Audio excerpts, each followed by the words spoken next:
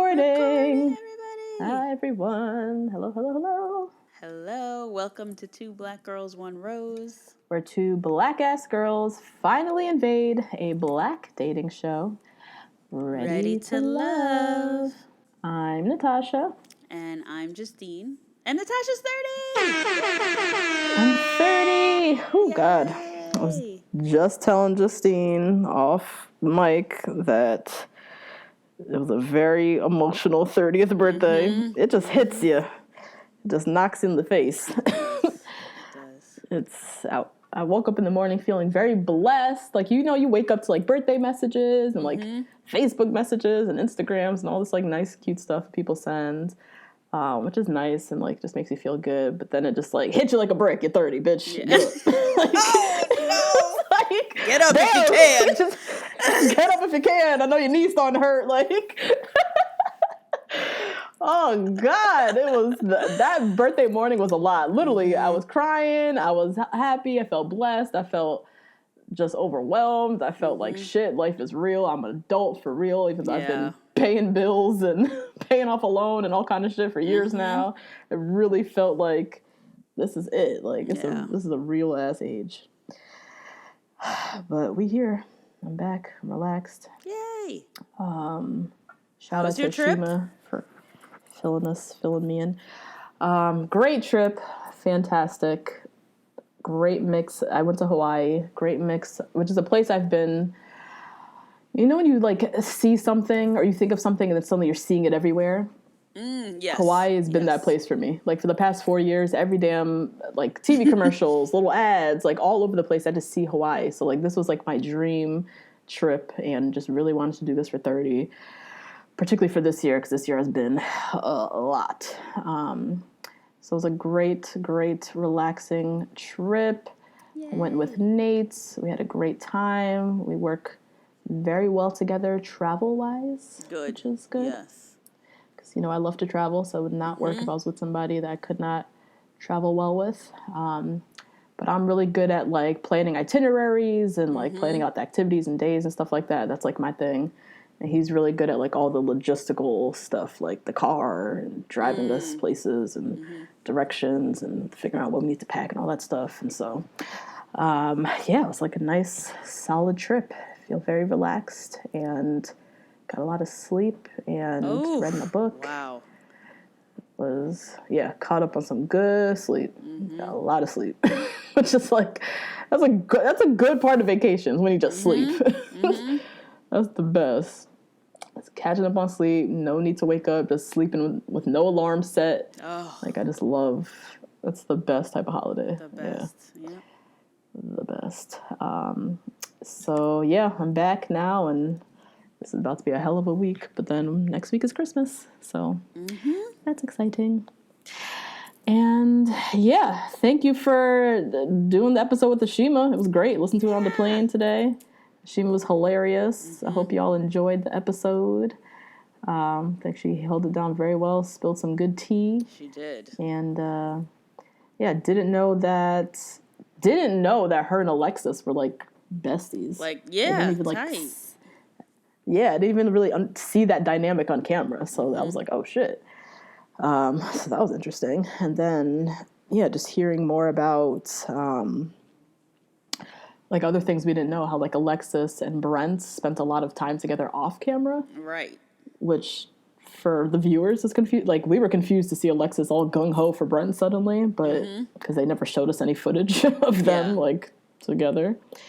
So I like getting that little tidbit. But yeah, great episode. The finale, just watched that today. I'm curious of your thoughts. I have a lot of thoughts. I'm trying to decide what to say for initial thoughts and what to say later, but I have a lot of thoughts just overall about the finale of the whole season. But what were your initial thoughts, Justine? Okay, so I am so happy that this show only got to this like corny reality stage that we literally see every single rose ceremony on The Bachelor for the very last episode. Yeah. I The was slow-mo like them walking walking up to and the bridge and being like, "Oh, I'm nervous. Mario's coming." Like, girl, you yeah. don't, you know. What's he gonna say? No, I don't want to be with you, Exactly. Tandy. Come on, No, we just stop it stop. We right knew now. the ending already. Yeah. Hmm. So that was nice to see. Um, and then okay, so we got a preview of the reunion. Alexis and Brent work together. I don't see what the foundation of their relationship is besides like sparks. Yeah, I don't. I feel like this is where the editors or producers maybe dropped the ball. They didn't really show us Yeah. much, so we're Yeah. not really working with much when it comes to Alexis and Brent. It's hard for me to even really have a strong opinion on them because, like as the Shima said, they hung out a lot off camera, but we ain't see that shit. Right. So I don't know. And what we will get into it when we get to their little section. But what Brent was saying about Alexis to me did not match Alexis' personality. And then Alexis didn't say anything about Brent. She only talked about Yeah, herself. she always. Yeah, or she would be like, he's always been there. He's always been focused on me and only me. Like I've always been his number one. Like always implying that like Brent has always had a thing for her and that's what attracts her to him, And but not that's really any it. substance about Brent's Right. personality or like who the fuck this dude is. Right. Yeah. Yeah. Which is a shame because we know Brent is fine and like Mm-hmm. why I know there's depth there. I know there is. He's been Must married. He's be. 42. He wants to have kids. Like, Yeah. Yeah. and he has a great job, a very interesting Mm-hmm. job. Mm-hmm. So kind of hoping to see some reunion tea on that, but that was one of my Yeah. biggest observations for the episode. And then Mario and Mm-hmm. Tandy might as well just book this wedding special right now on OWN. Straight They up. got the magazine centerfold, everything. I want to see it all. Love them. So true. What about your initial thoughts? My thoughts. So overall, I thought it was a great season. Loved watching it. Obviously, ready to love with like their cast of like having older, mature people dating in the real world. Like really cool themes. Not cool. Really relatable themes come up all season. So like friendship and girl code and controlling and blah blah blah blah. Despite all that being said, this wasn't the most satisfying ending for me. I feel like definitely compared to last season where we had like Mike and Shay, Alex and Ashley, like two couples who I felt very strong about. Like they had a very long lasting future. Yeah. With these four couples, I'm not feeling very 100% on most of them. So I agree, like Tandy and Mario, send them to the chapel. Yep. They seem great. I think Mario is like super smitten by Tandy. So even though he definitely has like a controlling side or tendencies, Yeah. I think the good thing about them, Tandy has been herself from the beginning. She has not compromised on who she is. She has, as she said in their final like chat, like she showed him the good, the bad, the ugly. So he's seen all sides of her. So he knows what he's getting. So I think for them to work, it's going to take Mario like coming around more on his like actual values and how he operates, because I don't really know what compromise looks like for Tandy. Like she's not going to suddenly like allow herself to be controlled. You know what I mean? Yeah. No. So that, other than that, I feel like they're great. Yeah. Devyne in London. Oh. Now we'll get into this deeper in the episode. I am not team Alexis. I am not team London. Yeah. But I sure as shit think London is lying. Really? I do. Alexis is definitely bitter and hurt and a little bit of a scorned woman. London didn't choose her and he was talking a lot of mess, yada, yada, yada.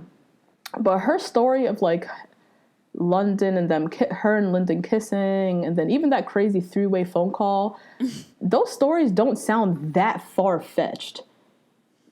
You know what I mean? Like, I feel like they could have definitely happened, particularly for the fact that both stories put her in a bad light. So, like, why would she paint herself in a bad light if it was all made up? So, like, when London was just straight out denying, like, oh, she's crazy, none of that happened. Like, he denied the three-way call. He denied the kissing and the towing of the car and all that stuff. Pretty much saying Alexis just made up these stories out of thin air. I don't buy it whatsoever. And I'm not even Team Alexis like that, but I just don't. The stories didn't seem that crazy to me. The three-way call sounded absolutely wild to me. That sounded wild, but I could also see London doing that. And Alexis seems like a petty young girl who would be involved in some silence on the other line, three-way call mess. She really does seem like the type. So perhaps, I wouldn't put it past them. Yeah. So all that being said, I feel sad a little bit for Devyne. I kind of wanted better for Devyne in the end. Because London does not seem, I don't think he's it. You know what I mean? Yeah, I don't think he's it either. Yeah. So that's a couple that I'm not feeling, super strong about. Ashima and Darren, love them. I think they can definitely work. Ashima definitely needs to go figure out the dog situation. I know. I think that's their only roadblock, really. Yeah. Yep. Is that.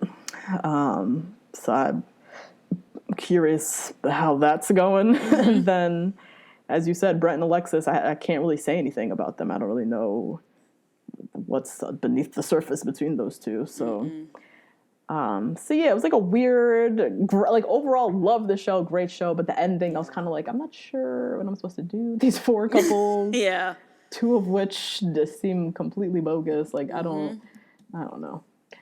A question I had for you: what did you think of like the overall format of this season? Do you think it worked better? Because we're ending with some shakier couples. Yeah, that's true. Yeah, I don't know if it's because the men only really got catty and down and dirty with each other towards the very end. And previous to that, they stuck together. Nobody was really telling Jimmy, Jimmy, you a fuck nigga, and you go from here, there, and everywhere. Terrell, was that his name? Terrell with the bow ties? Terrell, you a cornball, that's why you're not attracting anybody. You know what I mean? And I feel like with the women, they're definitely more honest with each other. So it could be just a men are Mars, women are from Venus thing. Yeah. But that's a good point. That a lot of the couples aren't that strong versus at the very end of last season, they were really strong couples. Really strong. So maybe they should go back and forth. 1 year it's 3 women and 10 guys, and then another year it's 3 men and 10 women or whatever. Yeah, I was thinking about that. Whether for next season if they do 3 women, like how they did first season, 3 men. Because I'm not sure about this back and forth. I feel like it allowed people like London to thrive. Yeah. With 2 women for the entire show. And then Alexis, same thing. Alexis had one foot in with London, but then she was also entertaining multiple people, which is she's playing the game essentially. She's trying to stay around. Yeah. And I don't know, just it kind of made people seem a bit inauthentic or kind of just playing the game too much versus on first season. I mean, if a girl wasn't feeling somebody, they're like, all right, well, there's nobody here for me. I'm going to leave the show now. Yeah, they just gotta left. go. Yeah. I got to go. So, interesting. Yeah, I'm curious, I guess, the feedback from other people, what other people think, and, if the show comes back for season 3, what they're going to do, if they thought it worked as well. So, we shall see.